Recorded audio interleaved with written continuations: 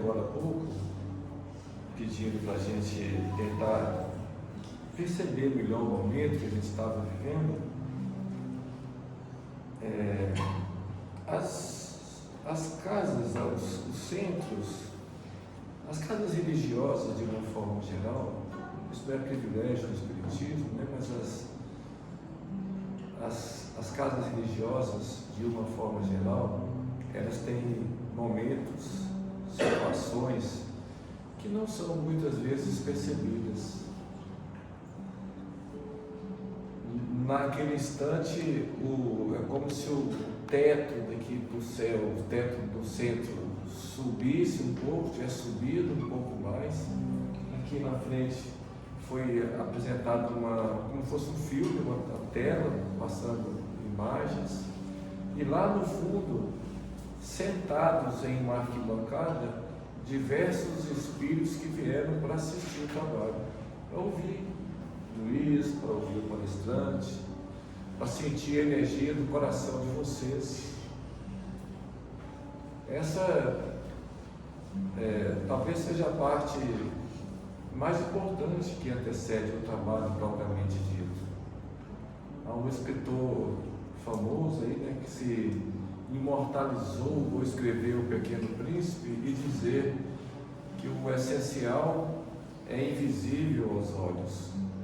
E o centro espírita, ele trabalha com esse componente invisível, esse mundo invisível que se relaciona conosco nesses momentos de intercâmbio, quando ocorrem as reuniões, né, como está acontecendo agora.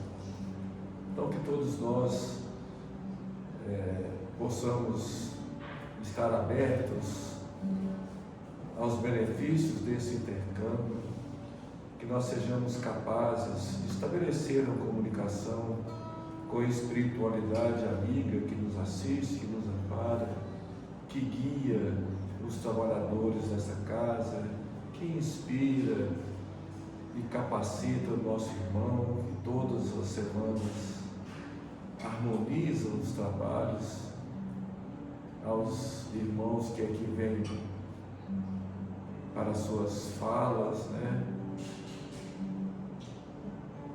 Que nós todos estejamos em paz, que nós todos consigamos aqui nesse instante receber o que nós viemos buscar.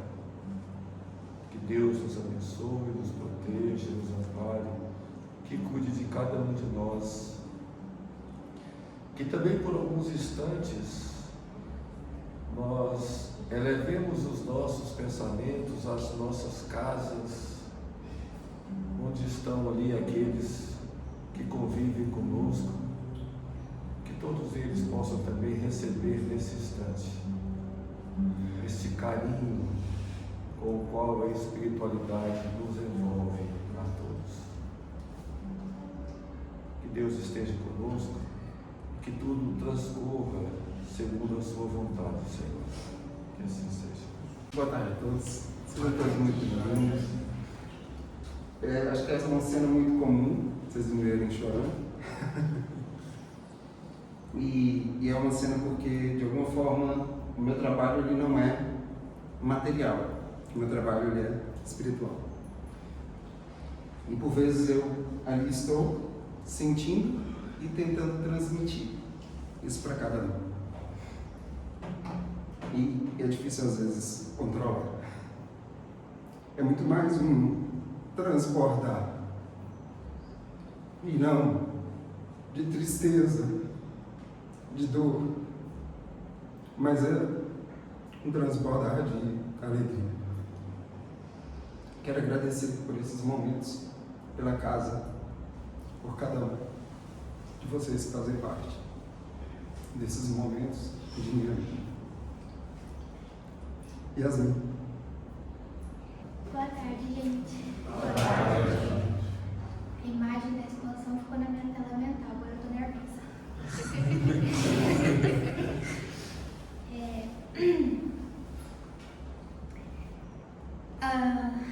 Um minutinho.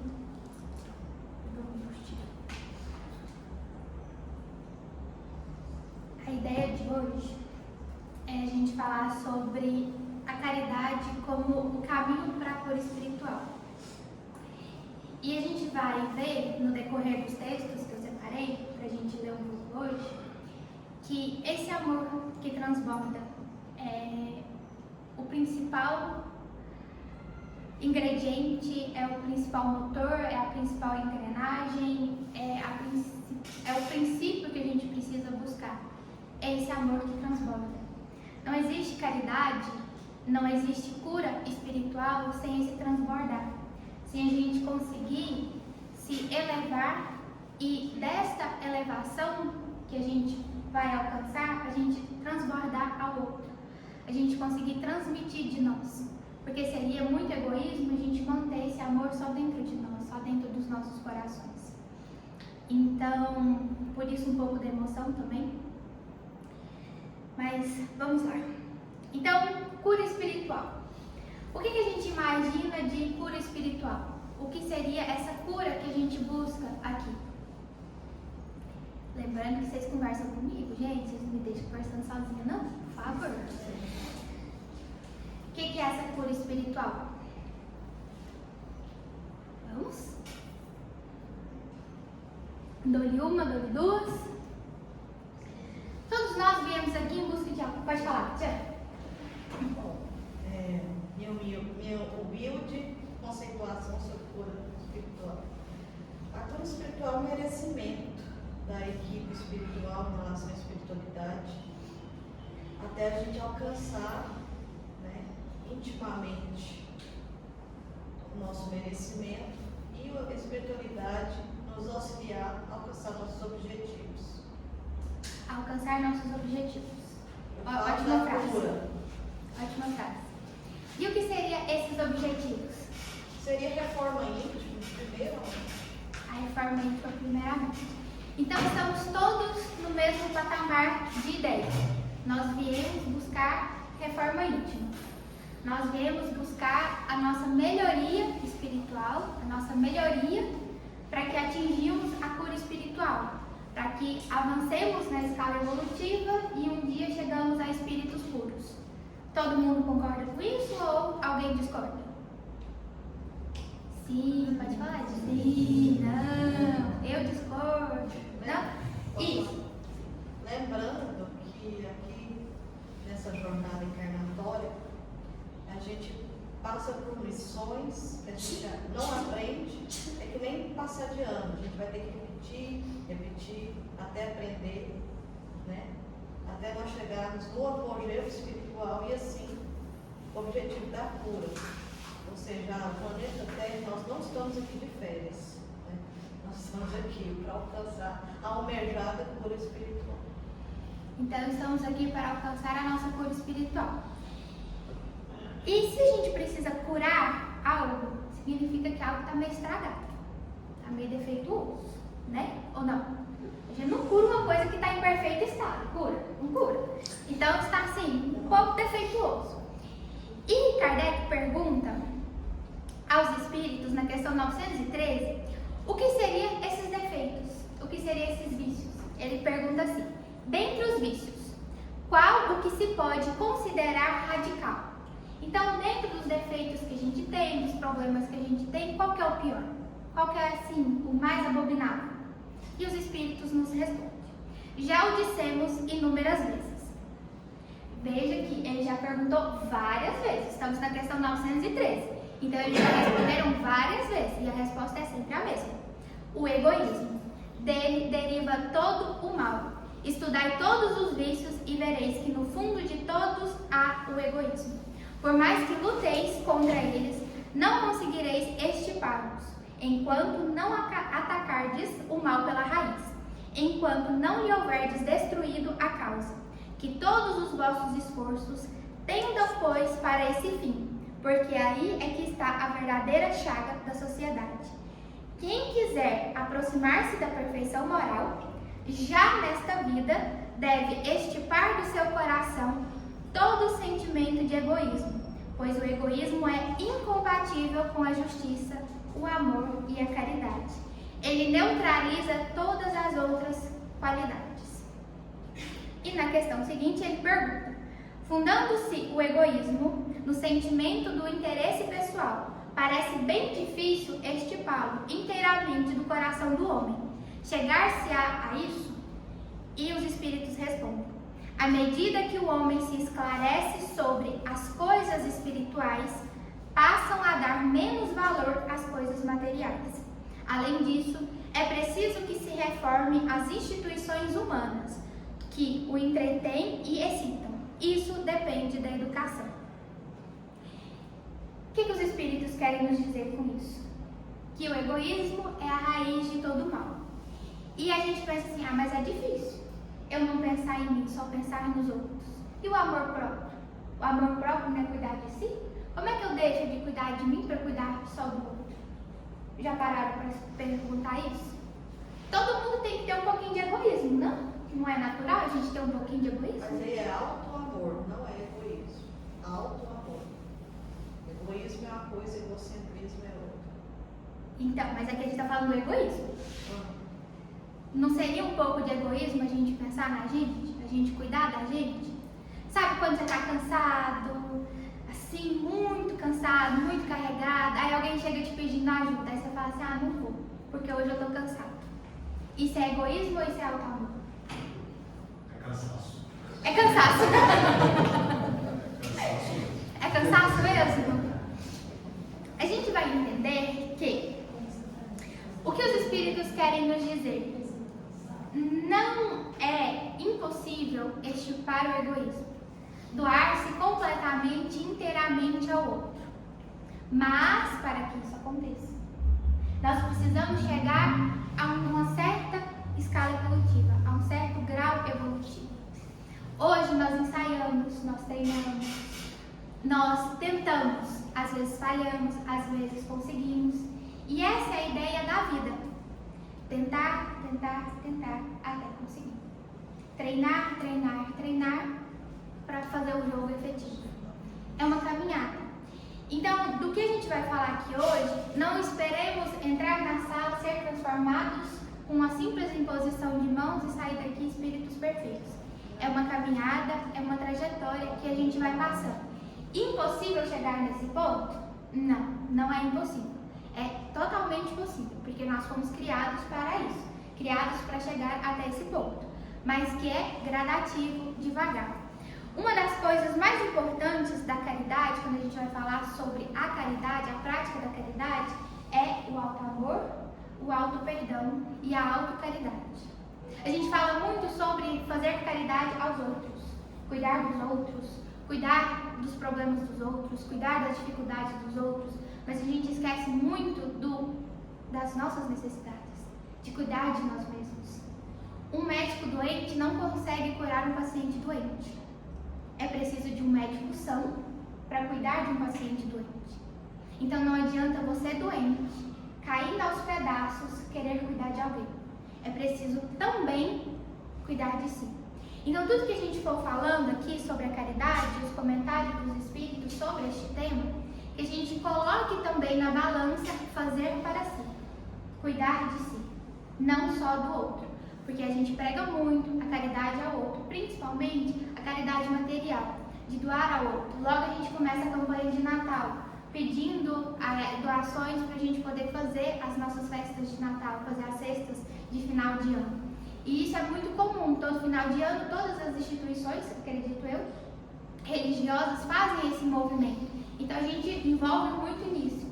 Mas antes de tudo isso, a gente tem a caridade moral, que é a caridade que a gente faz com o outro, além da material. Mas principalmente eu quero reforçar a caridade moral para conosco mesmos. Às vezes a gente está ferido, a gente está magoado, e na nossa cabeça, ir no centro distribuir o alimento vai nos curar. Muita gente fala isso, muita gente prega isso. Mas de que adianta você estar distribuindo o alimento para uma pessoa com a cara fechada, com a cara emburrada? Não querer estar ali porque você está cheio de problema dentro de casa. E você precisa resolver seus problemas, mas ao mesmo tempo você precisa ir para o centro trabalhar. Você está no meio da discussão dentro de casa com os familiares, assim, pausa na discussão, eu vou ir trabalhar e já volto. Porque eu preciso estar lá no centro. Aí você vai distribuir sopa, a aquela cara emburrada. Uma pessoa, a gente estava distribuindo alimento, aí a pessoa passando assim por alguns problemas, algumas perturbações, aí veio, pegou o prato, né, comeu, saiu para comer e voltou pedindo mais. Aí a pessoa viu e falou assim, mas de novo? Eu não acabei de te dar? Não. Você não acabou de comer? Ela estava estressada, ela estava magoada com a vida, mas ela tinha colocado na cabeça dela que ela era obrigada a ir trabalhar na caridade. E que caridade que ela fez olhando para uma pessoa com fome, perguntando, mas de novo? A gente riu, às vezes de nervoso, talvez. Eu não aguentei, eu ri, porque assim, é uma situação muito difícil, mas que em prol da obrigatoriedade da prática da caridade, a gente se coloca em situações que às vezes a gente não está confortável para estar. E a prática da caridade é muito mais do que pegar uma cesta básica e entregar a uma pessoa com fome, a uma família com fome. É doar-se. Quando a gente montava a cesta básica, eu era a chata da cesta básica. Porque a pessoa, a gente montava geralmente depois a gente fazia um evangelho e ia montar as cestas. Porque a gente pedia a frutificação dos alimentos, para que levasse muito mais do que o alimento físico para o lar que ia se destinar à cesta. E a pessoa estava tarde, todo mundo cansado, final de semana, a gente tinha que sair domingo cedo para fazer essa entrega, porque era longe, etc. E a pessoa queria colocar rápido, e eu ficava assim, não, você não pode colocar rápido, você tem que colocar com amor, com carinho. Imagina você recebendo essa cesta com a bolacha toda amassada, porque na pressa de colocar rápido, você colocou ela debaixo de arroz, feijão e do açúcar. Você ia gostar? Você ia gostar de abrir essa cesta e ver que os alimentos foram jogados dentro do fardo? Ou você gostaria de ver cuidadosamente colocado no fardo, com amor, com carinho, com intenção, com dedicação a quem receberia? É muito fácil ir lá no mercado, pegar a cesta e entregar para outra pessoa. É necessário? Sim. Precisamos da caridade material? Sim. Mas qual é a diferença de pegar uma na prateleira e entregar de qualquer jeito? E de pensar na pessoa, de ter carinho em fazer, de colocar cada alimento dentro daquele saco com intenção, com amor, transbordando o amor, pensando, Senhor, obrigado por a oportunidade de ajudar o irmão, obrigado por ser eu na condição de entregar. Você já se pôs na condição daquele que estava recebendo? Oi. O ponto mais difícil não é você doar o material. O ponto mais difícil é na doação você parar com aquela pessoa com quem você doou e conversar com ela. Às vezes aquela palavra que você falou vale muito mais do que a cesta que você entregou. Com toda certeza. Então esse é o principal ponto da caridade. O material ele é uma parte muito boa, mas a palavra, a aceitação, o amor próprio entra muito nisso, porque eu tenho de conseguir me amar para me trazer uma caridade de que em qualquer lugar que eu for fazer uma caridade, eu não olhar para aquela pessoa e ver que ela é diferente de mim. Eu tenho de me sentir como ela é. Primeiramente, conversar com ela, que ela tenha a liberdade de receber, que fala, só vem aqui doar essa cesta, nem comigo ele falou. De que adianta? E a gente ainda sai falando mal que a pessoa foi ingrata porque recebeu a cesta e nem agradeceu. E você só jogou a cesta da pessoa. Repare em filmagem dessas entregas de cesta básica, a cara das pessoas que estão recebendo. E às vezes a gente é muito mal educado, porque na intenção de divulgar, de dar prestação de contas às pessoas que doam o dinheiro, a gente filma todo mundo e às vezes enfia o celular na cara da pessoa. Repare que a grande maioria abaixa o olho de vergonha. Reparem, agora vai começar muito essas postagens de entrega. Muita gente abaixa o rosto, abaixa o olhar pela vergonha de estar naquela situação. Temos que promover, sim, a caridade, os trabalhos sociais, sim, mas a gente também tem que ter respeito ao outro. Filmar depois de conversar com a pessoa, depois de acolher a pessoa, depois de ouvir a pessoa, a cara dela vai ser muito diferente de quando você desce, descarrega a cesta, entrega, praticamente joga na pessoa, filma, vira as costas e vai embora. Aqui a gente está falando de transbordar amor em todas as nossas atitudes, em todas as nossas intenções. Isso é de suma importância. Nem sempre temos condições do material, principalmente a época que vivemos. Está muito difícil a vida. fazer render o salário que a gente ganha, chegar até o final do mês, está muito difícil. Então a gente pensa, nossa, como é que eu vou fazer se às vezes está faltando dentro de casa? Mas não é esse o principal ponto da caridade, é nos transbordar. É transbordar esse amor que a gente tem. É uma palavra amiga.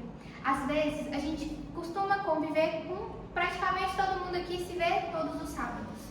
É você olhar pessoas chegando aqui no centro e ver que ela está com o semblante caído, abatido, e você virar para a pessoa e falar assim, tá tudo bem? Só esse tá tudo bem já dá uma rejuvenescida na pessoa. O semblante caído já sobe. E a gente não olha. É a caridade, é o amor ao próximo, é a comunhão. Mas a gente conhece as pessoas que frequentam o centro? Você conhece a pessoa que senta ao seu lado aqui no centro? Você conhece as pessoas pelo nome? Não? Lá no Frestac, como eu fico na porta fazendo a chamada, eu tento, assim, com muito esforço, gravar o nome de todo mundo. Porque eu sei que isso faz falta. Eu sei que isso é importante. Eu juro que eu não estou falando mal, até porque eu sou trabalhadora do centro. Mas antes da pandemia, eu frequentava o centro. Não a unidade do Jandaia, a outra unidade. E as pessoas de lá não lembram de mim. Eu era uma pessoa invisível lá dentro. Ninguém lembra de mim antes da pandemia. Assim, ninguém. Absolutamente ninguém. Ah, tal coisa. Eu falo assim, não, eu lembro. Não, mas você não estava aqui. Você não estava. Eu já era frequentadora do centro. Eu virei trabalhadora pós-pandemia. Mas eu já frequentava o centro. E ninguém lembra de mim. Aí eu falei assim, gente, mas ninguém, não é possível. Pensei, temos uma falta aqui. Eu acho que eu posso suprir essa falta. Quando eu fui pra frente, pra recepção, eu fiz questão de decorar o nome de todo mundo, de saber de todo mundo que frequenta, quando falta, perguntar. Porque assim, eu passei como invisível. E agora que eu estou na posição de trabalhador, eu posso fazer a diferença. Então eu estou tentando me transbordar de alguma forma. É algo muito simples, mas que fazem a diferença para algumas pessoas. Eu vejo que algumas pessoas que há muito tempo não vão ao centro, quando retornam, falam assim, você está sumido, tem tempo que você não vem, está tudo bem, está precisando de alguma ajuda. A pessoa já fica assim, agradecida. Uma simples fala, um simples gesto de lembrar da pessoa. Nós falamos, somos irmãos em Cristo, mas que irmãos são esses que um não lembra da cara do outro, de que um não olha para a cara do outro, que um não acolhe o outro? E isso é um defeito que a gente tem. Muito se fala sobre o acolhimento que outras igrejas têm, principalmente evangélica, principalmente com jovens, que eles sentem mais falta desse acolhimento, desse calor humano, dessa necessidade de auxílio, de amparo, que a gente não tem. Agora, como a gente vem falar sobre o Evangelho de Jesus, falar sobre o amor de Jesus, e a gente nem sabe quem senta do nosso lado todas as sextas-feiras, todos os sábados à tarde. E pasmem, no começo do ano, o Sérgio Damião foi lá no Freustac falar sobre que ele estava fazendo palestra nas casas espíritas comemorando os 110 anos de espiritismo em Anápolis. E ele passou algumas fotos. Gente, as pessoas sentam nos mesmos lugares. Foi uma coisa que a gente reparou, foi muito engraçado. Trocou os bancos do centro e as pessoas sentam nos mesmos lugares. Sentam-se nos mesmos lugares. Como é que você não conhece a pessoa que senta no mesmo lugar há anos? Você não olha para a pessoa. Entende que a caridade que a gente está falando aqui é muito mais do que dar. É só prestar atenção, é só olhar, é só perceber. Todo mundo chega aqui e dá o nome, senta basicamente nos mesmos lugares. Mariana, pode usar dizer? Pode. A Mariana, por exemplo, ela sempre senta ali. Na aula do EJA mais cedo, a gente chegou aqui, era 1h45, toda a mesma posição. Para começar a aula do EJA, ela chegou, sentou ali, e ali ela está até agora. Eu já sou quase 4 horas na dela. Ela está na mesma posição. Porque a gente tenta fazer isso, porque é um conforto que a gente tem, que o próprio cérebro, é mecanismo de defesa que o cérebro tem.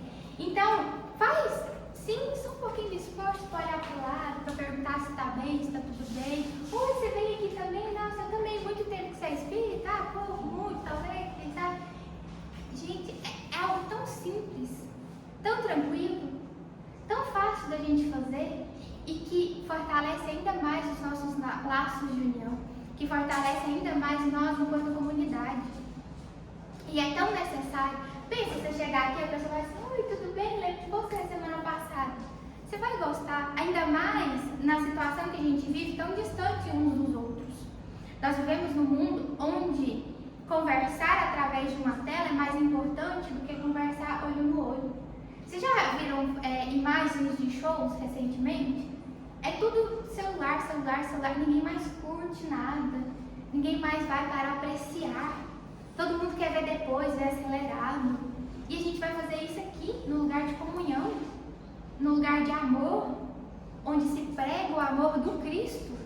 É essa caridade que nos cura. É esse olhar para o outro, carinhoso, amoroso, que vai nos curar. Mas é você olhar para o outro com verdadeira intenção. Não é pensar assim: não, eu ouvi na palestra que eu tenho que olhar para o outro, agora todo sábado eu vou sair entrevistando todo mundo. Tá tudo bem? Tá tudo bem? Tá tudo bem? Tá tudo bem? Não. Verdade, intenção, transbordar amor, carinho, desejo de ajudar o outro, de ser ajudado.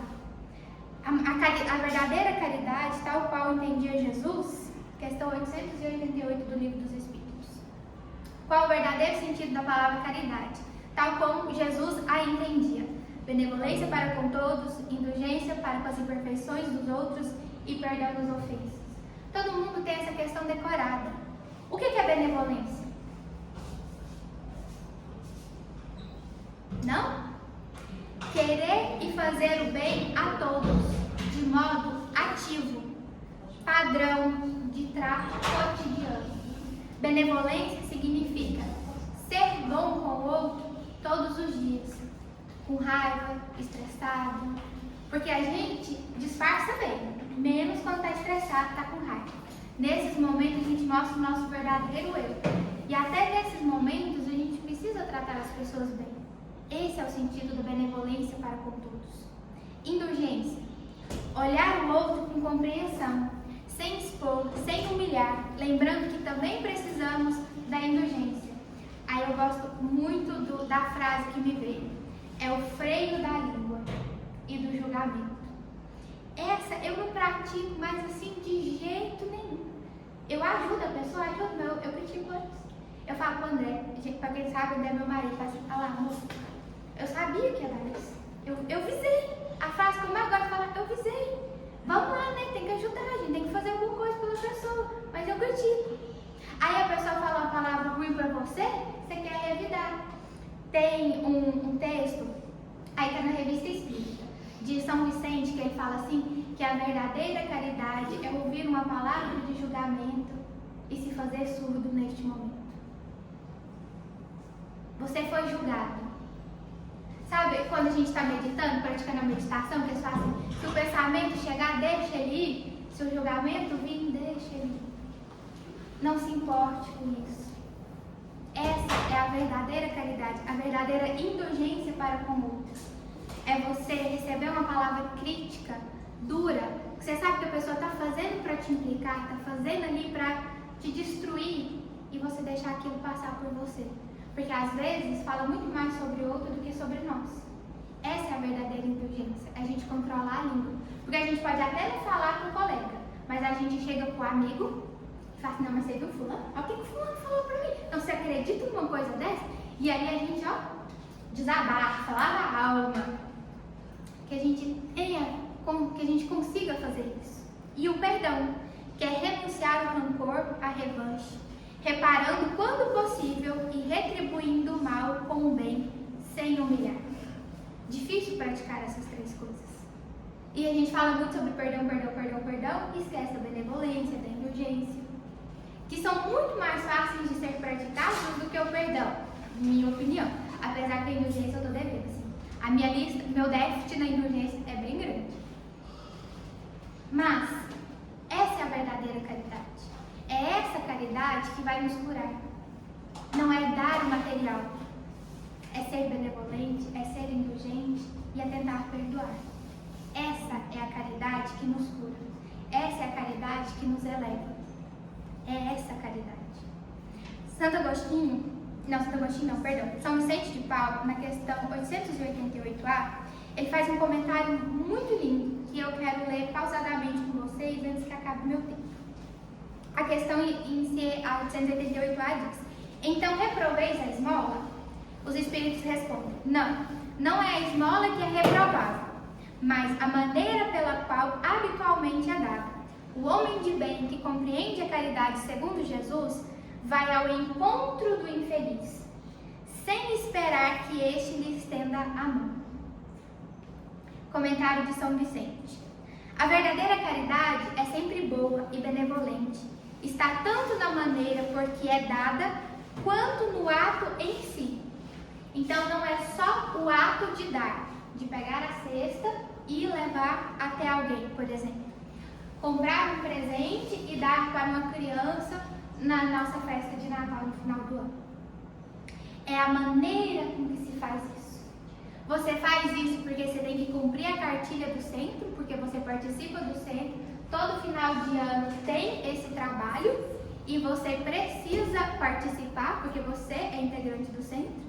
Ou você faz porque você quer transformar a vida de uma criança, manter vivo a chama, a ideia do Papai Noel naquela criança, a esperança de que se ela pedir com fervor ao Papai do Céu, ela vai ganhar alguma coisa. Qual que é a intenção que a gente está fazendo? Continua São Vicente: um serviço prestado com delicadeza tem duplo valor.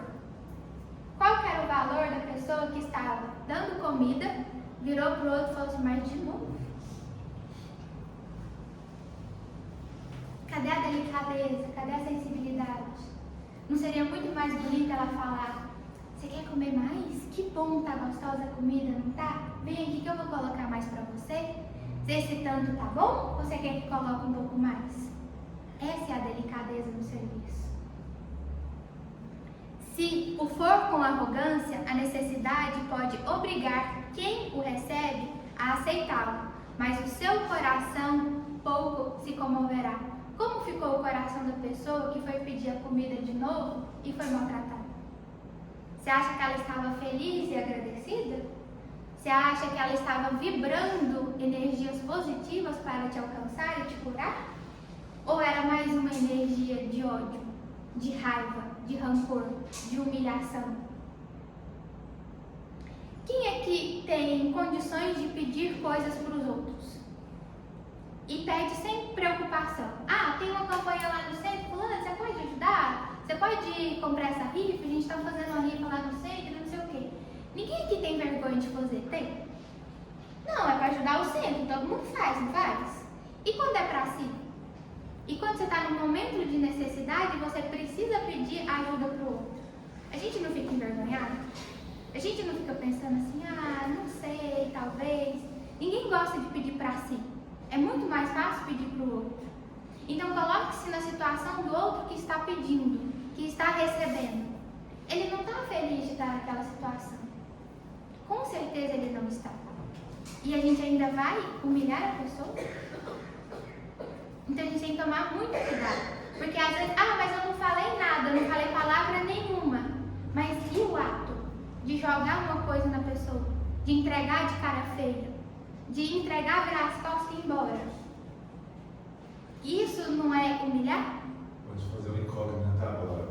Ixi, o Luiz Salve responde. Eu preciso pegar um paciente, uma pessoa que ele tem transtorno mental, que seja agressivo, que ele ameaça a esposa, que ele ameaça a família, e eu tenho que pegar ele para fazer a internação, para começar a fazer um tratamento. E ele não quer. Eu preciso pegar ele forçado. O que seria? São situações complexas. E a gente não pode falar assim, não. Então, se funcionou para essa pessoa, é regra para todo mundo. Espiritismo é igual física, para quem nunca estudou. Tudo depende do referencial. Tudo depende. Então, a gente tem que analisar a situação. Você está pegando a pessoa à força para fazer um bem a ela e a toda uma comunidade. Porque se a pessoa estiver solta, ela é uma ameaça às outras pessoas. É assim mesmo. E a si mesmo, certo? Então você não está fazendo um mal à pessoa. Porque se for assim, vamos pensar, vamos fazer uma analogia. Um criminoso, a gente não deve prender? ele não quer ir para a cadeia, ele quer continuar cometendo os crimes dele. Então, tudo depende da situação. A gente não pode ter como regra as coisas. A gente precisa analisar a situação, as pessoas, o que está acontecendo. Mas isso é ter delicadeza com o outro. Se fosse você naquela situação, Santo Agostinho comenta isso na questão 900 aí eu não sei se é 96, eu acho que é 96 mesmo, que ele fala sobre o exame de consciência. Se você quer saber se a sua atitude é boa, é correta, coloque outra pessoa naquela situação. Ou coloque-se você naquela situação. Por exemplo, se fosse você a pessoa que precisava ser internada à força, você gostaria que fizesse isso? Ou você gostaria que te deixasse de lado e que você fosse uma ameaça até a si próprio? Eu não gostaria. Você gostaria de ser internado à força, não gostaria? Você não gostaria? Você preferia ser uma ameaça a si mesmo? Sério? Sério. Porque eu estou no momento de inconsciência. Eu estou sendo sobrecarregado. Mas então você prefere fazer o mal para você? Consciência. Mas a resposta não deve ser para alguém que está no momento de inconsciência, não tem condição de tomar a resposta. Dar a resposta certa. Você não tem condição de tomar a decisão. Você, se você, em sã consciência, gostaria de ser internado. Não, essa consciência não precisaria me levar. Não, mas então, você em sã consciência, você tem consciência do que está acontecendo, que isso é o melhor para a pessoa.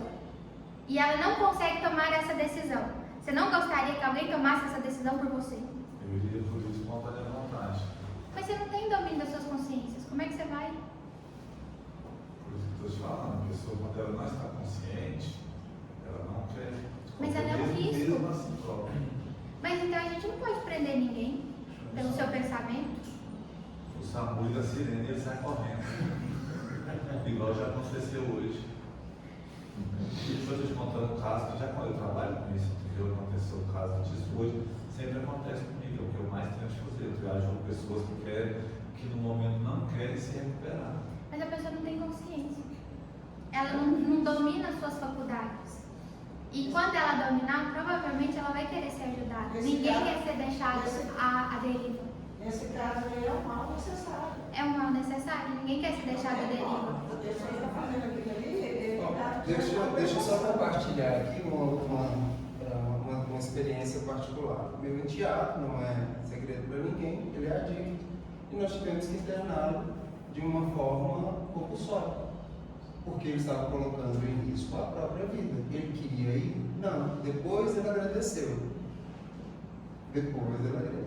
Mas no momento, obviamente, ele foi contrariado. E a gente teve que fazer uma internação compulsória. Mas posteriormente Mas ele isso teve essa é um ato decisão. de amor. Isso é um ato de amor. Não, esse aqui não vale.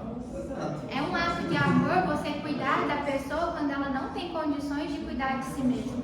Quando você tem uma criança pequena, você não deixa ela abandonada, você não entrega a fralda e o taco para casa se vira, troca sua fralda. Porque ela não tem consciência. Uma pessoa que não está em sã consciência, ela precisa ser amada e ser cuidada.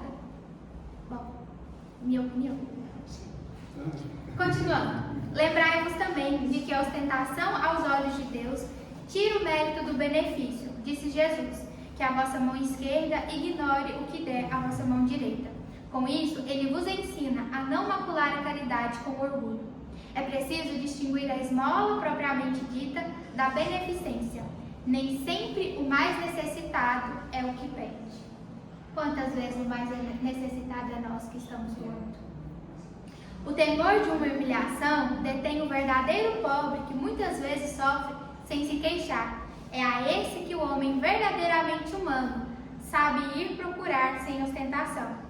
Na resposta da questão 888, os Espíritos dizem: o homem de bem, que compreende a caridade segundo Jesus, vai ao encontro do infeliz, sem esperar que este lhe estenda a mão.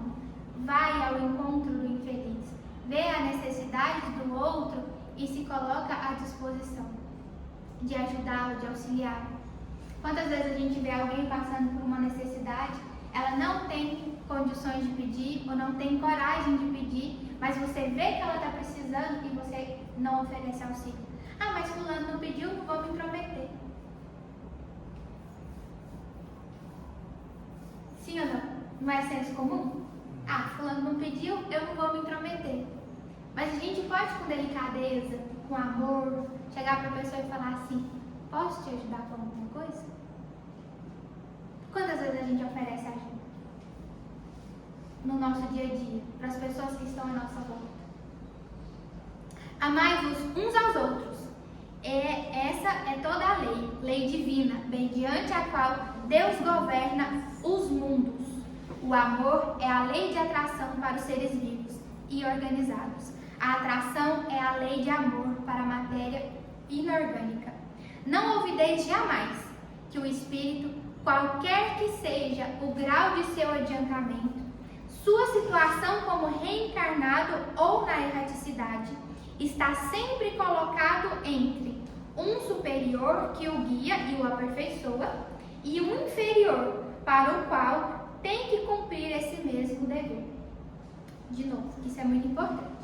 O Espírito, não ouvideis jamais que o Espírito, ou seja, nós, qualquer situação que nós estejamos, seja na erraticidade, como desencarnados, ou na Terra, como encarnados, independente da situação, sempre estamos colocados entre um superior, que o guia e o aperfeiçoa, e um inferior, para o qual tem que cumprir esse mesmo dever.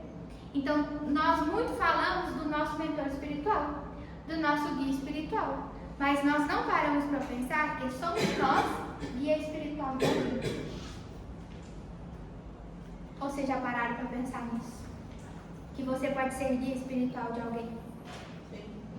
Porque os pais geralmente se sentem na condição de pais responsáveis pelos seus tutelados, pelos seus filhos. Quem ainda não tem, um dia terá. Meus filhos são mais velhos do que eu. Espiritualmente falando? Materialmente também. Na escala evolutiva, então, nós imaginemos no degrau do meio, sempre tem alguém acima de nós, nos guiando, nos orientando, e nós somos guias e orientadores de alguém. Por isso a importância de dar o exemplo, de nos melhorarmos, de olhar ao próximo, porque a gente não sabe quem é essa pessoa. Pode ser nosso amigo, pode ser nosso cônjuge, pode ser nossos filhos, pode ser nossa mãe, nosso pai. A gente não sabe qual que é a escala evolutiva de cada um. Pode ser um colega do trabalho, pode ser nosso chefe do trabalho, pode ser alguém na casa espírita. A gente não sabe quem é a pessoa que em algum momento nós vamos servir de exemplo. Nós vamos servir de auxílio, de amparo, de ajuda. Então que nós possamos ficar atentos, olhar para o outro, transbordando esse amor, porque você pode, em algum momento, ser exemplo para alguém, ser um amparo de alguém, ser a ajuda que alguém está precisando. A gente fala muito do nosso guia espiritual, mas esquece que nós somos guia de alguém. Nós podemos dar exemplo para alguém no nosso cotidiano, mais de uma pessoa. Continuando. Sede, pois, caridosos, não somente dessa caridade que vos faz tirar do bolso o óbolo, que darias friamente a quem vos ousar pedi-lo, mas da que vos leve ao encontro das misérias ocultas. Frisando de novo a resposta da questão 888. O homem de bem que compreende a caridade segundo Jesus, benevolência, indulgência e perdão, vai ao encontro do infeliz sem esperar que esse lhe estenda a mão. Continuemos. Sede indulgentes com os defeitos dos vossos semelhantes, em vez indulgência para com as imperfeições dos outros. Em vez de desprezar os ignorantes e os viciados, instruí-os e moralizai-os. De novo. Em vez de desprezar os ignorantes e os viciados, instruí-os e moralizai-os. Todos os dias, todas as semanas, nós adquirimos conhecimento. Esse conhecimento adquirido aqui é repassado? Você repassa para a sua comunidade? Também a gente não precisa impor o espiritismo às pessoas à força. Vem cá que você vai ser convertido. Não, calma. Vamos, quem tem oportunidade? Às vezes a pessoa vem reclamar com você de algum problema, de alguma situação. De alguma forma você tenta colocar para as pessoas as verdades evangélicas? Ou eu sou espírita, você é católico, você é evangélico, cada um no seu. Se a lei de Deus é a lei do amor, e se Deus está em todos esses lugares, então a gente está conversando o mesmo assunto. Não? Sim? Sim. conversar com a pessoa sem impor a sua religião, sem impor a sua doutrina, sem impor as diferenças teológicas que a gente tem, mas só falar de amor, falar de Cristo, falar do Evangelho, dos 10 mandamentos, coisas básicas, simples, que é comum a todos nós, em qualquer religião. Você já tentou olhar para a pessoa e falar assim, não se preocupa, Jesus está com você, te carregando, te cuidando, te auxiliando? Não existe nenhuma cruz que a gente não consiga... Não. Como é que é? Eu esqueci isso. Da cruz pesada? O fardo? Não, a gente não carrega um fardo mais pesado que a gente consiga? Coisa simples pra gente. Procure um lugar onde você vai se sentir melhor. Não importa o lugar que seja. Orientar a pessoa a procurar ajuda, seja profissional, seja religiosa, é olhar para o outro com carinho, com amor, com dedicação, é transbordar o que você aprende aqui, o que você recebe ali para o próximo. Continuando, sede brandos e benevolentes para com tudo o que vos seja inferior, mesmo para com os seres mais ínfimos da criação, e tereis obedecido à lei de Deus. Perdão das ofensas. Sedes brandos e benevolentes para com tudo o que vos seja inferior. Se aquela pessoa que te ataca todos os dias, seja brando e benevolente com ela. Perdoe. E para terminar, eu queria ler a carta de Paulo é ótimo. A carta de Paulo aos Coríntios. É 1 Coríntios, capítulo 13, versos de 1 a 13. Mas eu vou ler só um trechinho dele. Se eu falasse as línguas dos homens e dos anjos, mas não tivesse amor, seria como um sino que ressoa ou um símbolo que retine. Se eu tivesse o dom da profecia, se entendesse todos os mistérios de Deus, e se tivesse todo o conhecimento, e se tivesse uma fé que me permitisse mover montanhas, mas não tivesse amor, eu nada seria. Se desse tudo que tenho aos pobres e até entregasse o meu corpo a ser queimado e não tivesse amor, de nada me adiantaria. Não adianta você ser a pessoa mais bonita, a pessoa mais inteligente, o melhor médium, um médium de cura. Não adianta você ter a inteligência de interpretar todos os textos, conseguir traduzir a Bíblia do original. Não adianta você trabalhar todos os dias em todas as casas espíritas diferentes se você não faz isso com amor. Um gesto verdadeiramente feito com amor, dedicação e doação ao outro vale muito mais do que uma semana inteira de trabalho. O amor é o mais importante. Aqui Paulo fala sobre profecias, fala sobre os mistérios, entender os mistérios de Deus. Ele fala que se você, quando ele dá o exemplo do sino, seria como um sino que ressoa, ou seja, só faz barulho. Não adianta eu vir aqui falar como palestrante e não ter amor, não transbordar amor nas minhas palavras, não querer ajudar o próximo. De nada adianta. Amor, amor. E o que eu mais gosto dessa passagem, que é o versículo 13, que é o último que diz: 3 coisas na verdade permanecerão: a fé, a esperança e o amor. E a gente fala muito sobre a fé, mas olha o que Paulo nos diz: e o amor é a maior delas. Então que a gente entenda a caridade para nos curar como esse amor que transborda todos os dias em todas as nossas ações, que tenhamos intenções para transbordarmos todos os dias.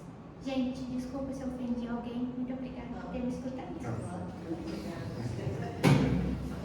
Eu só tenho a agradecer, né? Essa carta de Paulo aos Coríntios 13, né? Quem quiser ler ela, fica à vontade, muito boa. Normalmente nos casamentos são lidas, né? É lida essa passagem, Paulo, Coríntios 13. A gente só tem que agradecer a Yasmin, né? Por tantas reflexões, em tão pouco tempo, sintetizou muita coisa. Vai ficar gravado, né? Já está A gravado. Beth está de férias, por isso que não está postando, viu, gente? Mas ela volta semana que vem. Aí faz Isso, tudo e uma aí vai vez. ficar, então quem tiver oportunidade é só acessar, né, lá no Instagram. E tem também, para quem não sabe, tem o Movimento Espírita em Anápolis, é o MEA, Espírita.anápolis, Espírita.anápolis no Instagram. Então tem todas as casas espíritas, todos, né, a programação de todas as casas, fiquem à vontade aí também para poder acompanhar, né, o movimento espírita.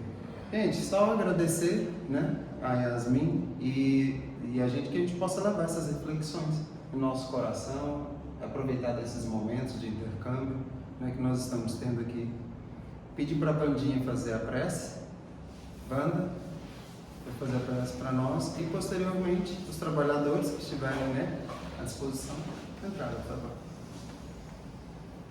Então, mais uma vez, com os nossos pensamentos elevados, vamos percorrer a misericórdia de Mestre Jesus, de Deus nosso Pai, de nossa Maria Santíssima, e fazer os nossos pedidos, colocar na presença de Deus nosso Pai todas as nossas necessidades, tudo aquilo que queremos buscar, e que possamos, a partir de hoje, fazer esse exercício de amor que ficou tão claro em nossas mentes, para que possamos ser melhores a cada dia.